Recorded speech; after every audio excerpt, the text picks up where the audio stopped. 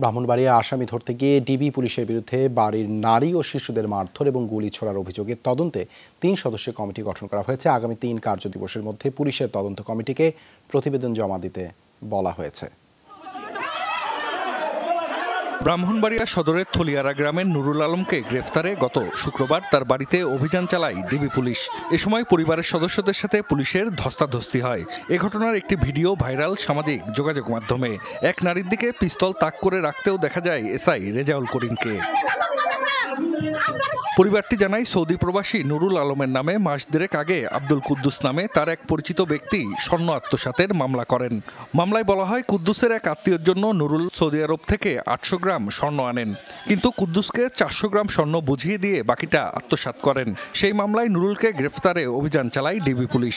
পরিবারের লোকজনের অভিযোগ, আসামি ধরতে গিয়ে বাড়ির নারী ও শিশুদের মারধর, টাকা ও গহনা লুট করে পুলিশ সদস্যরা। এক পর্যায়ে গুলি ছোড়া হয় বলেও অভিযোগ তাদের। আমার মেয়ে নিশাদ ওরে পিস্তল দিয়া মাথার মধ্যে আঘাত কইরা রক্ত আইনা লাইছে। হ্যাঁ, আমার শ্বশুর রে মারছে। আমার দেবর সারোয়ার আলম ও বাধা দিছে যে আপনারা কি করতেছেন। ওদিকে ভিডিও করতেছে, ওর পায়ের ইয়ান ও গুলি করছে। 3,25,000 টাকা আমার স্বামী বাহির থেকে আইসে চলার লাগে রাখছে। আর ওর মুসলমানের 2,22,000 টাকার মতো না কত জন আমরা এটা হিসাব করছি না, এ টাকা দিয়া ছিল এই সব বিকেশ টাকা নিছে। মহিলা পুলিশ ধরে নিব আফরে এরা বলছে আমরা অনেক আতঙ্কে চলাফেরা করতেছি। এ বিষয়ে কথা বলার জন্য এসআই রেজাউল করিমকে পাওয়া যায়নি। তবে এর আগে সাংবাদিকদের তিনি জানান, আসামি গ্রেফতারে বাড়ির লোকজন বাধা দিলে ধস্তাধস্তি হয়। আসামিকে পালিয়ে যেতে পরিবারের সদস্যরা সহযোগিতা করেছে বলেও দাবি করেন তিনি। এ ঘটনায় 3 সদস্যের তদন্ত কমিটি গঠন করা হয়েছে বলে জানিয়েছেন পুলিশ সুপার।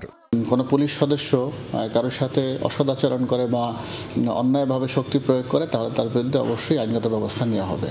তো সাথে সাথে এটাও মনে রাখতে হবে যে কোনো সরকারি কাজ করতে গেলে যদি কেউ বাধা প্রদান করে সেটাও কিন্তু অন্যায়।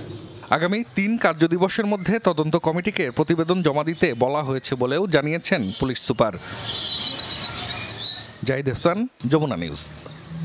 স্বাস্থ্য এবং স্বাদের মধ্যে চমৎকার একটা ব্যালেন্স করে পীর প্রিমিয়াম আয়োডাইজড লবণ।